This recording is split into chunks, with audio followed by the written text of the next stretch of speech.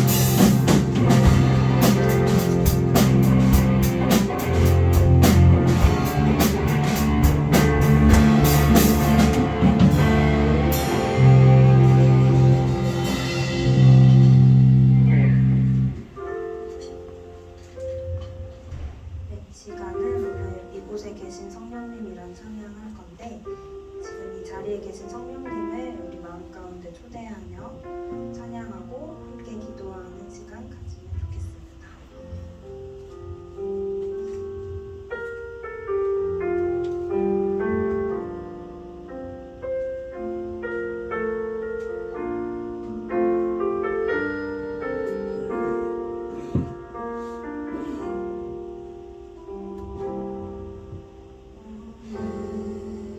이곳에 계신 성령님 우리의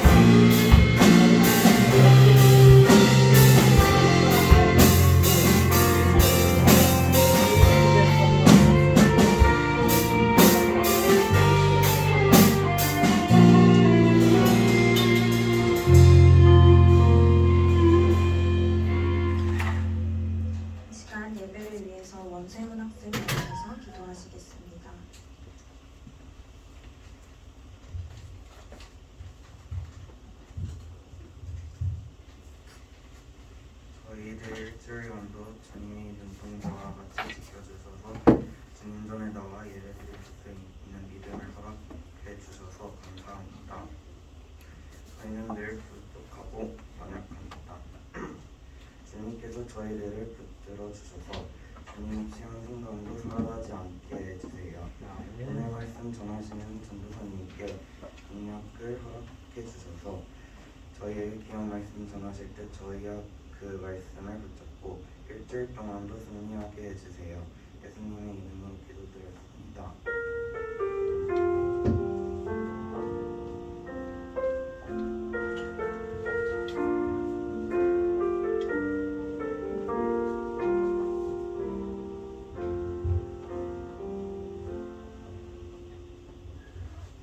네, 성경 말씀은 마태복음 21장 1절에서 11절 말씀입니다. 제가 대표해서 봉독하겠습니다. 그들이 예루살렘에 가까이 가서 감람산 벳박에 이르렀을 때에 예수께서 두 제자를 보내시며 이르시되 너희는 맞은편 마을로 가라. 그리하면 곧 매인 나귀와 나귀 새끼가 함께 있는 것을 보리니 풀어 내게로 끌고 오라. 만일 누가 무슨 말을 하거든 주가 쓰시겠다 하라. 그리하면 즉시 보내리라 하시니 이는 선지자를 통하여 하신 말씀을 이루려 하심이라. 이르시되 시온 딸에게 이르기를 내 왕이 내게 임하나니 그는 겸손하여 나귀 곧 멍에 매는 짐승의 새끼를 탔도다 하라 하였느니라. 제자들이 가서 예수께서 명하신 대로 하여 나귀와 나귀 새끼를 끌고 와서 자기들의 겉옷을 그 위에 얹으매 예수께서 그 위에 타시니 무리의 대다수는 그들의 겉옷을 길에 펴고 다른 이들은 나뭇가지를 베어 길에 펴고 앞에서 가고 뒤에서 따르는 무리가 소리 높여 이르되 호산나 다윗의 자손이여 찬송하리로다. 주의 이름으로 오시는 이여 가장 높은 곳에서 호산나 하더라. 예수께서 예루살렘에 들어가시니 온 성이 소동하여 이르되 이는 누구냐 하거늘 우리가 이르되 갈릴리 나사렛에서 나온 선지자 예수라 하니라. 아멘.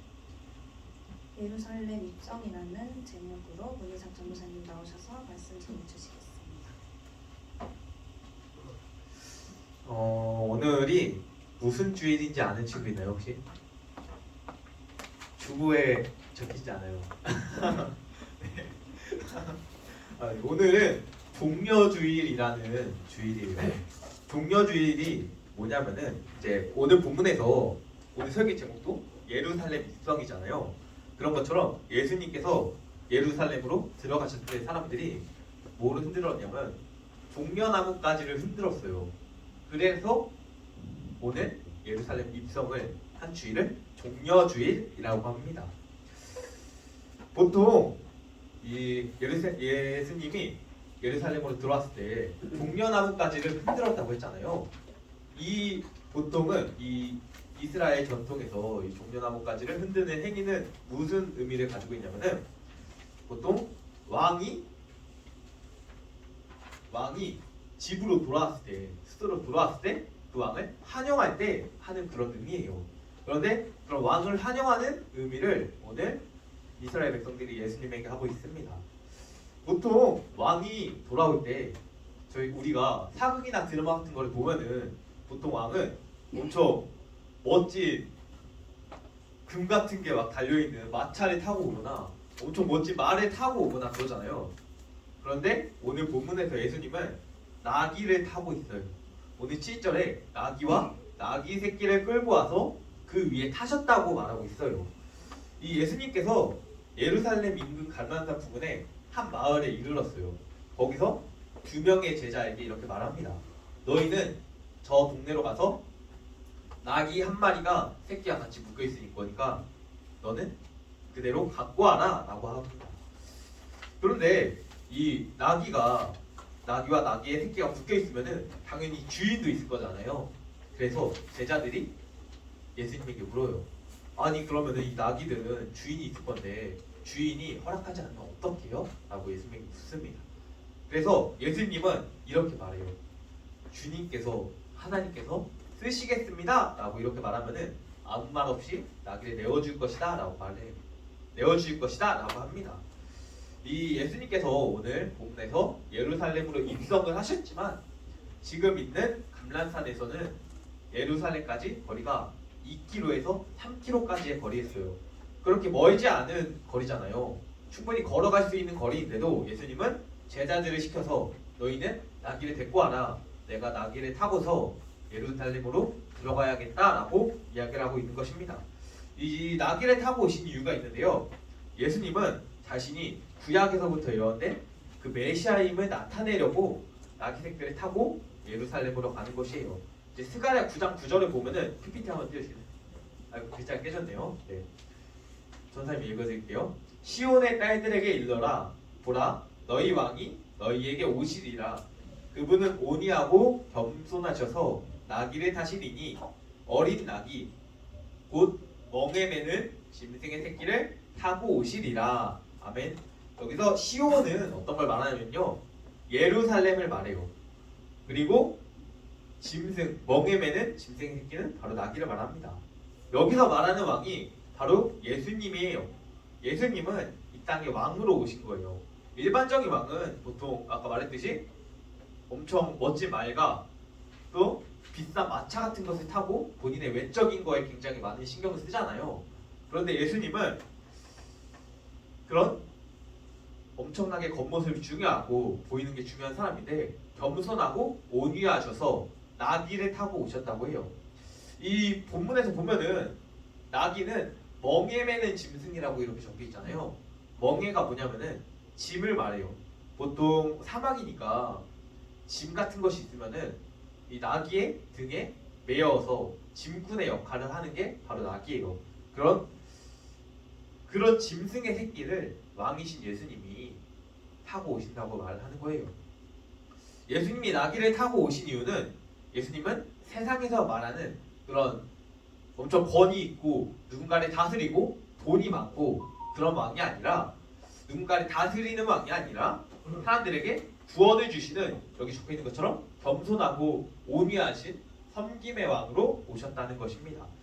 이 땅에 왕으로 오셨는데 하나님의 아들로서 이 땅에 오셨지만 왕으로 오셨지만 스스로 낮아지신 분이라는 것입니다. 하지만 사람들은 오늘 본문에서 예루살렘 사람들이 호산나 다윗의 자손이 하고 예수님을 맞이하잖아요. 환영해 주잖아요. 그런데 사람들은 예수님이 왕으로 오신 것은 아니지만 어떤 왕으로 오셨는지는 잘 모르고 있었어요.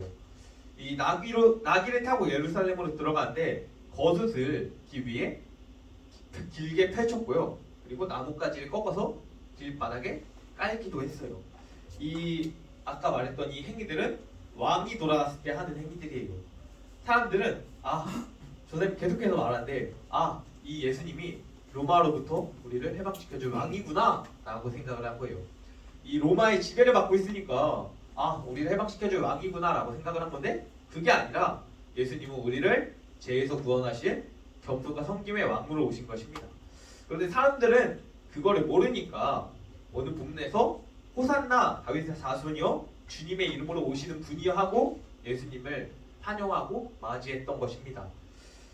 이 호산나라는 말이 히브리어로 호시아나라는 말인데요, 이제 축하와 찬양의 말을 가지고 있어요. 이제 사람들이 예수님을 축하하고 어서 오세요, 정말 축하하고 환영합니다 라고 하고 있는데, 이 사람들은 이제 결국에는 예수님이 십자가에 못 박히실 때 예수님을 손가락질하고 비판하던 사람으로 바뀌게 됩니다. 이제 당시에 예수님께서 예루살렘으로 오실 때 어떤 시기였냐면은 6월절이라는 큰 절기였어요. 그래서 많은 사람들이, 온 사람들이 예루살렘으로 모이기 시작했습니다. 그래서 사람들이 굉장히 많았는데 이 예수님께서는 이 겸손의 왕으로 오셨다는 것을 알리기 위해서도 있었지만, 이제는 예수님이 제자들에게 여러 병자들을 고치고 깨끗게 하시고 할 때 이렇게 말했잖아요. 제자들에게 너희는 내가 한 것을 다른 사람에게 말하지 말라라고 말을 하잖아요. 그런데 예수님께서는 오늘 본문에서 이제 예수님의 공생의 사역의 막바지에 이르렀기 때문에 이제 내가 하나님의 아들이고 내가 너희를 구원해줄 왕이다라는 것을 밝히기 위해서 오늘 본문에서 나귀를 타고 오신 것입니다. 이 예루살렘 입성이 예수님이 십자가를 지기 5일 전이었어요. 이 5일 전인데 예수님은 예루살렘에 들어가면은 고통당하고 손가락질 당하고 힘든 일을 겪는다는 것을 알면서도 예루살렘으로 들어가셨습니다. 그만큼 우리를 향한 사랑이 크다는 것을 말하고 있어요. 바라기는 이제 우리가 예수님이 죽을 줄 알면서도 예루살렘으로 들어가셨던 것처럼 예수님의 사랑과 그 은혜를 우리가 기억하기를 원합니다. 그 사랑과 은혜로 우리가 이 자리 가운데 있는데 이 사실을 기억해서 예수님께 돌아오고 또 하나뿐인 아들을 주신 그 하나님을 경험하고 감사하는 저와 여러분이 되기를 소망합니다. 아멘. 이 예수님은 예루살렘으로 들어가셨잖아요. 들어가신 후에도 사람들을 가르치는 것을 멈추지 않았어요. 이제 예루살렘으로 가면은 성전으로 가면은 사람들을 가르치는데 이 성전에서 높은 지위에 있는 대제사장들과 종교 지도자들이 있었어요. 이 사람들이 예수님에게 이렇게 말해요. 아니 당신은 무슨 권한으로 이 예루살렘 성전에서 사람들을 가르치는 것입니까? 라고 예수님에게 묻고 있어요. 이게 묻고 있다고 저는 말했는데 이거는 예수님에게 시비를 걸고 있는 거예요. 네. 예수님에게 시비를 걸고 있는 겁니다. 예수님은 이 사람들에게 지혜로운 대답을 하세요. 너희는 세례 요한의 권능이 누구로부터 온 것이냐? 라고 이 종교 지도자들과 대제사장들에게 묻습니다. 이제 이 대제사장들과 종교 지도자들은 여러 명이잖아요. 그래서 예수님의 대답에 답하기 위해서 머리를 맞대기 시작한 거예요. 머리 맞대기 시작하는데 세례 요한의 권능이 하나님으로부터 났으면은 그러면은 이 세례 요한은 하나님의 사람이잖아요. 하나님의 능력을 하나님의 인정을 받은 사람이잖아요. 그런데 이 종교 지도라든가 대제사장들은 세례 요한을 인정하지 않았어요. 그래서 그게 문제가 된 거고요. 그래서 하나님이 세례 요한의 능력이 하나님으로부터 났다? 그러면은 세례 요한을 인정하지 않았던 종교 지도자들 때문에 사람들이 이 사람들을 가만히 두지 않았을 거예요. 그리고 이 세례 요한으로부터 능력이 났다고 하면은 사람에게 스스로의 능력으로 죄를 씻겨주고 세례를 줄 수 있을까요? 이상하잖아요, 맞죠? 이게 세례 요한의 능력으로 이제 사람들에게 세례를 줬다면은 하나님이 존재하지 않는 것 같네? 그래서 이 사람들은 예수님에게 이렇게 답을 해요. 저희는 잘 모르겠습니다. 라고 말해요. 그런데 예수님이 이렇게 질문을 할 때 한 가지 전제를 붙였어요. 너희가 이 질문에 대답을 하면은 나도 여기서 왜 사람들에게 내가 가르치는지 알려주겠다. 그래서 예수님은 이 종교 지도자들에게 대답을 하지 않아요. 아까 이 사람들이 예수님에게 너가 무슨 권한으로 여기서 가르치냐 할 때 시비를 거는 거라고 했잖아요. 이 예수님에게 죄를 덮어 씌우려고 했어요. 이 사람들 죄를 덮어 씌우려고 했는데 이제 스스로에게 속아서 결국에는 그 사람들의 죄가 드러나게 된 거죠. 하나님을 인정해야 되는데 인정하지 않고 세례 요한을 또 하나님으로부터 능력을 받은 세례 요한을 인정해야 되는데 인정하지 않는 그 사람들의 죄악이 드러난 거예요. 이 사람들의 죄를 지적하기 위해서 예수님이 하나의 비유를 더해요. 어떤 비유냐면은 어떤 사람에게 두 아들이 있었어요. 두 아들이 있었는데 하루는 아버지가 큰 아들에게 너가 오늘 포도원에서 일 좀 해줘라 라고 말합니다. 그래서 어떻게 대답하면은 네 알겠습니다 하고 대답을 하는데 정작 일은 하지 않고 도망을 간 거예요. 그리고 얼마 뒤에 이제 둘째에게도 너가 오늘 포도원에서 일 좀 해줘라 라고 합니다. 그런데 이 둘째는 아버지에게 싫습니다 라고 말을 해요. 싫습니다 라고 하고 가지 않는데 이제 좀 곰곰이 생각을 해보는 거예요. 곰곰이 생각을 해보는데 좀 아닌 것 같아 하고 뉘우치고서 포도원으로 가서 일을 하게 돼요. 이 두 아들 중에 이제 종교 지도자들에게 예수님이 물어요. 이 첫째 아들과 둘째 아들 중에 누가 아버지에게 순종한 사람인가요? 이렇게 묻습니다. 보면 큰 아들과 둘째 아들 어떤 사람이 아버지에게 순종한 사람 같아요? 첫째 아들은 첫째 아들은 말만 대답을 하고 행동으로 옮기진 않았어요. 그리고 둘째는 말로는 거절을 했는데 행동으로는 아버지에게 순종을 했어요. 이게 결국에는 아버지의 말에 하겠습니다 하고 그 포도원에 가서 일하는 게 가장 좋은 거지만은 그래도 사람들이 볼 때는 거절은 했지만 그래도 다시 돌아온 둘째 아들이 사람들이 봤을 때는 순종한 사람이었던 거예요. 그런데 그래서 이 종교 지도자들도 그래서 둘째 아들이 순종을 했습니다 라고 말을 해요. 그런데 예수님이 이 비유를 한 거는 종교 지도자들의 죄를 드러나게 하기 위함이잖아요. 이 비유에서 첫째 아들은 뭐냐면요, 이 종교 지도자들인데 왜 종교 지도자들이냐? 왜냐하면은 이 사람들은 세례 요한이 이 사람들에게 곧 메시아가 올 겁니다 라고 옳은 길을 보여주셨어요. 옳은 길을 보여줬는데 이 종교 지도자들은 따르지 않았어요. 그래서 첫째 아들처럼 하나님의 말씀을 따르겠습니다 하는데 결국에는 행동은 지키지 않은 거예요. 그리고 둘째 아들은 어떤 사람들이냐면 이 종교 지도자들이 지극히 싫어하는 사람들이 있었어요. 어떤 사람들이냐면 보통 세리 그리고 죄인들 이런 사람들을 정말로 극심히 싫어했어요. 극심히 싫어했는데 이 사람들은 이 둘째 아들이 세리와 그런 죄인들이에요.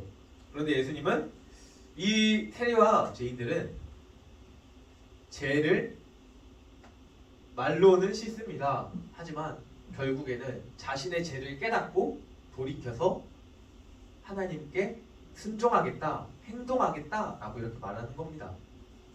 이 비유는 천국에 들어가는 것은 우리의 말에 의해서가 우리의 말이 아니라 하나님에게 어떻게 행동했느냐라는 것을 가르치고 있습니다. 이 비유에서 큰 아들은 이제 종교 지도자들이라고 했잖아요.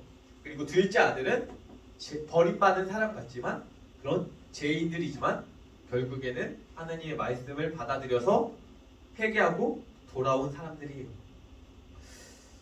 중요한 것은 복음을 받아들이고 회개해서 하나님께 돌아오는 것이에요.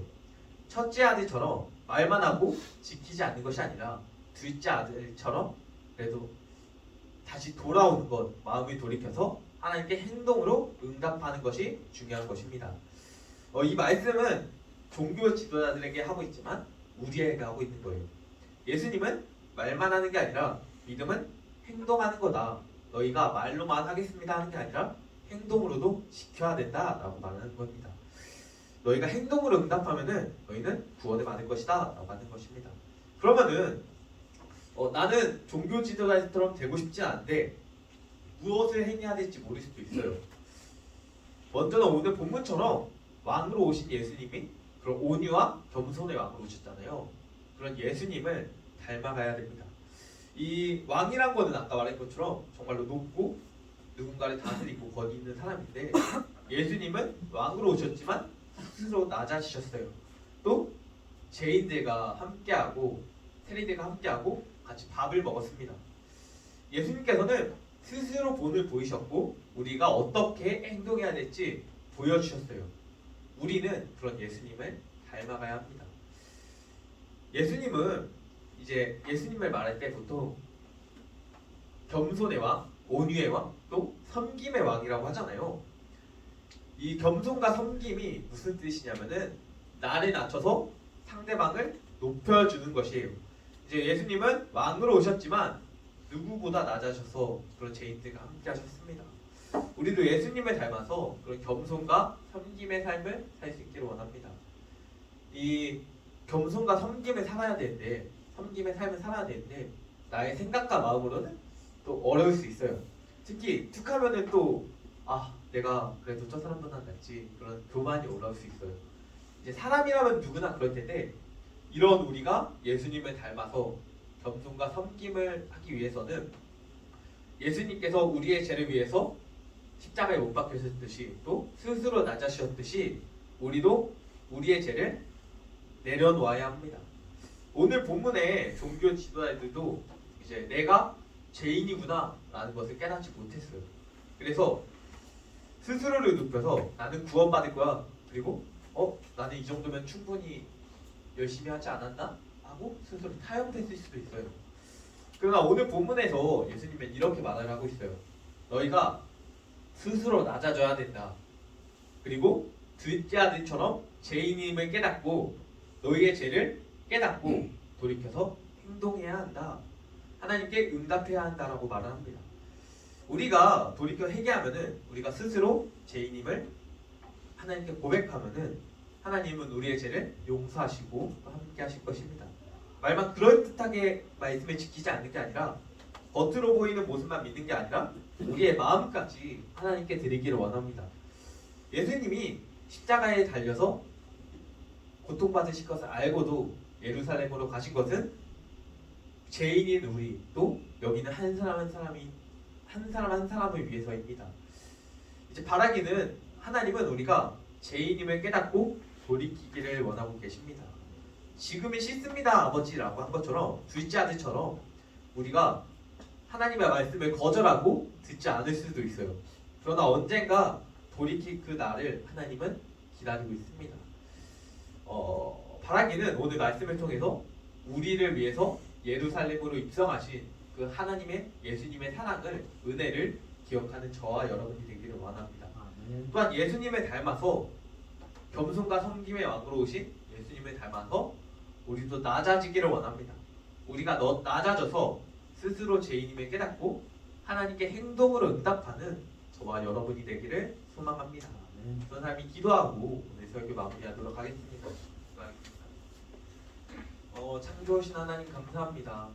하나님 정말로 이 땅에 우리를 위하여 오셨는데 이 땅에 왕으로 오셨는데 하나님 스스로 낮아지셔서 하나님 죄인들과 함께 하시고 또 나귀를 타고 오셨습니다. 하나님 정말로 그 하나님의 사랑을 우리가 기억하고 나아갈 수 있도록 허락하여 주세요.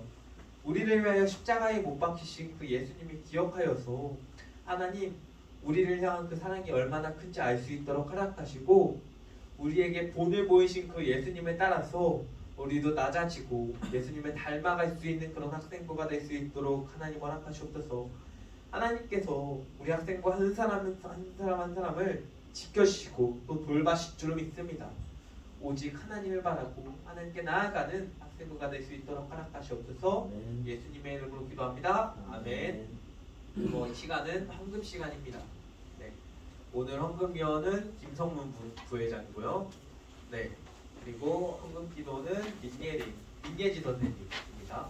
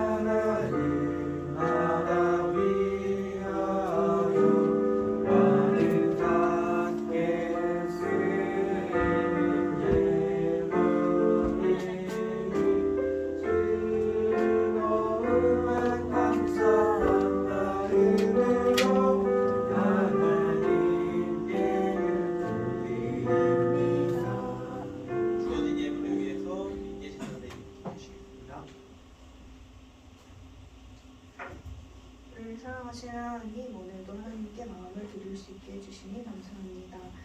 작은 마음 모아 예물을 드립니다. 드려지는 예물이 하나님의 나라를 이루어가는 일에 보탬이 되길 소망합니다.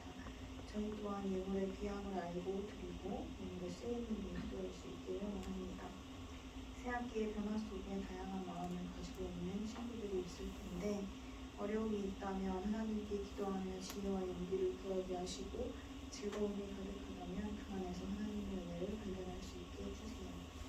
사순절을 보내고 있습니다. 예수님의 사랑을 생각하며 묵상하는 시간 보낼 수 있길 원합니다. 오늘 드려지는 예배도 온전히 하나님만 생각하는 시간이 되길 소망합니다. 늘 함께 하시는 예수님의 이름으로 기도합니다. 아멘.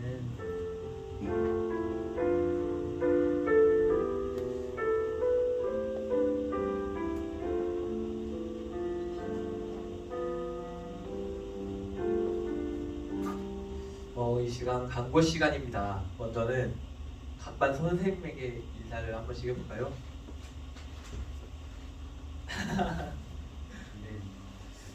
사순절 기간을 보내고 있어요. 네, 사순절 기간이 이제 별로 남지 않았는데 네, 다 같이 예수님의 고난을 같이 묵상하고 네, 깊이 생각하는 저와 여러분이 되기를 소망합니다. 그리고 찬양단을 모집하고 있고요. 그리고 이제 예배 후에 원래는 2층에서 다 식사를 했잖아요. 어른들과 같이. 그런데 이번 주부터 3층에서 학생부만 식사를 하려고 해요. 그래서 끝나고 되도록이면 3층에서 같이 밥을 먹고 이야기하면서 가면 좋겠습니다. 그리고 더 전할 게 있을까요 혹시? 없으면은 네 예수에게 부르고 주기도문 하고 1부 예배 마무리하도록 하겠습니다.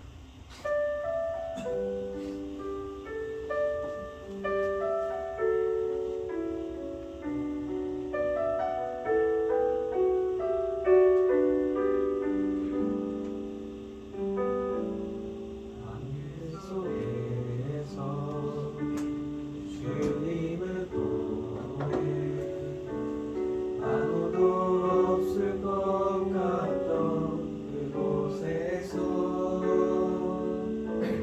손 내미셔서 나를 붙들으네 길고 쓰러져 가던 그곳에서 주 말씀하시네 내 손 잡으라고 내가 곧 길이요 진리 생명이니 나 그대를 보내 주 예비하시고 다른 길로 돌아서지 않으리 예수의